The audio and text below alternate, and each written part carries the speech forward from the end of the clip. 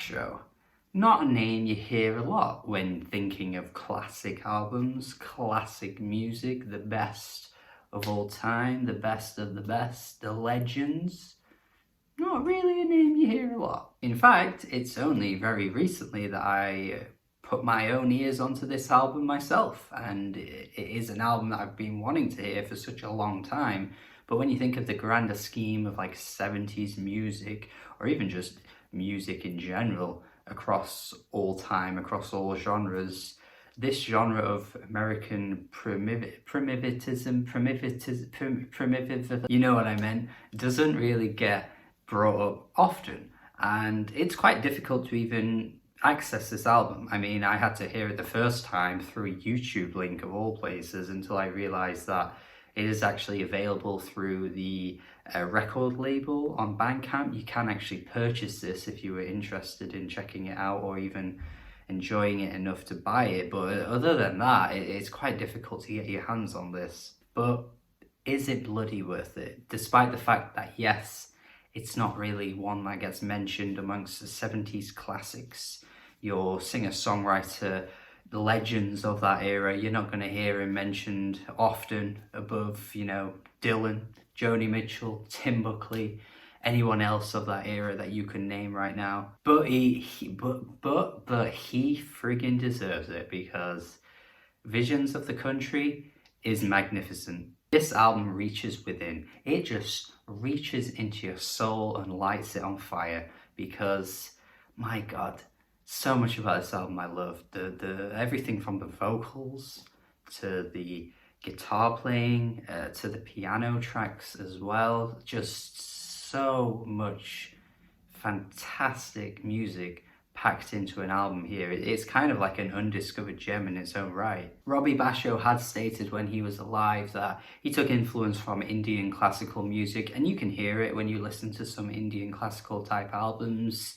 You hear that really speedy plucking with the guitars. It takes a lot of technical skill. Like, I'm pretty sure any guitarist, you know, any classic guitarists, any of the big names in guitar music over the years, you know, the famous guitar players, would be able to listen to something from, you know, Ali Akbar Khan and say, yeah, that takes a lot of skill. Even though, again, name dropping a name like that isn't exactly a common thing, because artists like that don't really get brought up. But Robbie Basho was clearly aware of them and clearly helped create an album like this. You hear every single goddamn pluck on variations of Easter.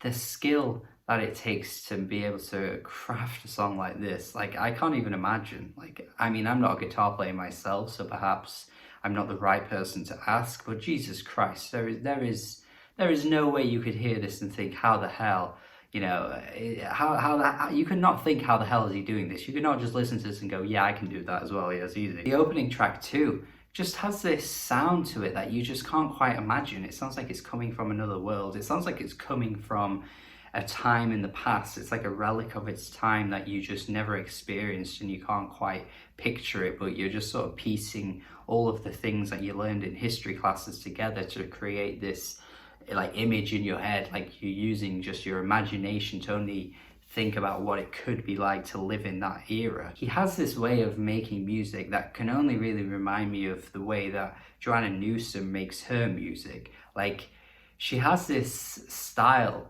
and approach that is so far removed from the modern day that you just can't possibly picture how she would just sit down and make music like that, because where did you come up with this? Or, as well as that, Richard Dawson's Peasant, because that album had this medieval sound to it, which once again is not even like of our time, but yet these geniuses, I can only call them geniuses, can make their music sound like this. And Robbie Basho is just another name to be added to that pile. It is, of course, only our perception, but I love music that can just make my imagination just spiral out of control like that. Like, listening to Visions of the Country just truly sounds like a battle from hundreds of years ago, and the only way you can bring people hope, bring people together, is just have these soldiers, have the people in the midst of war just sit around a campfire and play a song like Blue Crystal Fire. It's a song that instills something within you that you couldn't do with just speaking. You need this kind of music, this primal music, you know, that just reaches within and grabs something that you can't quite describe because it's something that's spiritual. It's not exactly something that's physical, it's very abstract. But this album is exactly that. It's so spiritual, it's so abstract, it's so strange that it just hits a spot. The way he sings on this track too is so fucking good.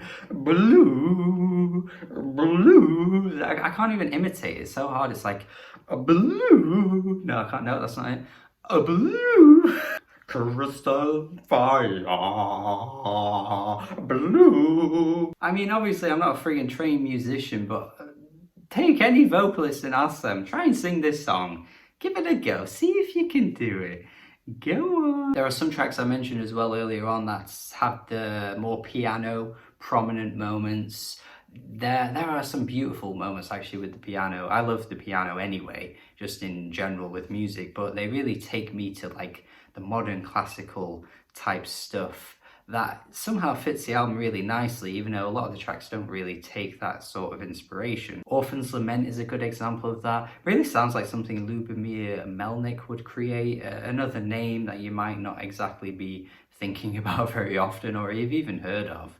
But definitely check out some of Lubomir Melnik's work because it is fantastic. Leaf in the Wind is just whistling throughout. I mean, the way this track just has nothing but whistling and an acoustic guitar and a bit of piano, like, I just don't know how it works the way it does, but it is just so gorgeous. The final track is one of the best here as well, Call on the Wind, where he repeats, you know, bring my love, bring my love. Another track that sounds incredibly natural with the way it's created, with the instruments, and also, once again, just this like human urge to just latch onto anything that you possibly can to feel something. Has this incredibly lonely feel to the song, like he's just in a snow blizzard and he's just walking around aimlessly looking for someone, looking for something. There's just something about this track that feels so sparse and empty.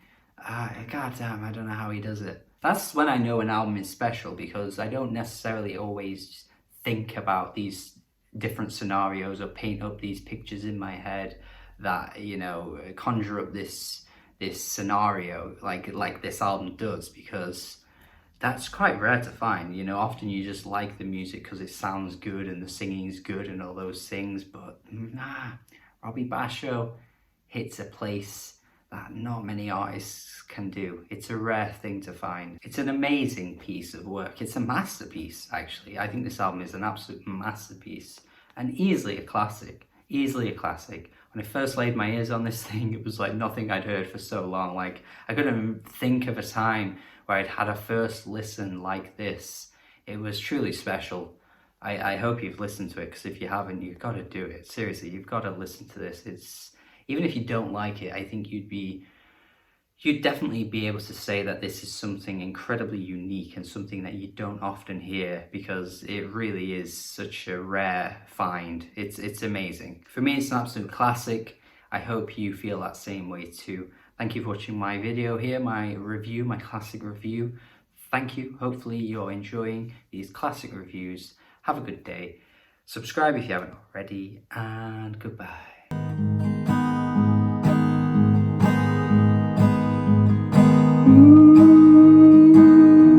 Crystal fire,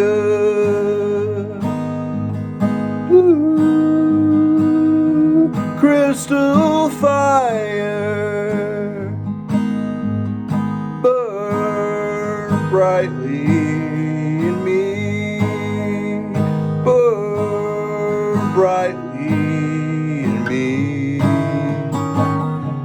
me, my